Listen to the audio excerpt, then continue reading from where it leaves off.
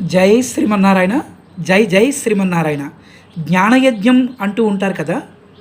అంటే ఏమిటి అంటే, మన పెద్దలు అందించినటువంటి మంచి గ్రంథాలు అవి మనం చదవడం, మనం మంచి విషయాలు మనం చెబుతూ ఉండడం, మంచి విషయాలు మనం ఆచరించడం, మంచి విషయాలు మనం చెప్పినప్పుడు వాళ్ళు వింటూ ఉంటారు కదా, వాళ్ళు కూడా ఆ మంచిని ఆచరిస్తున్నారో లేదో మనం గమనించడం.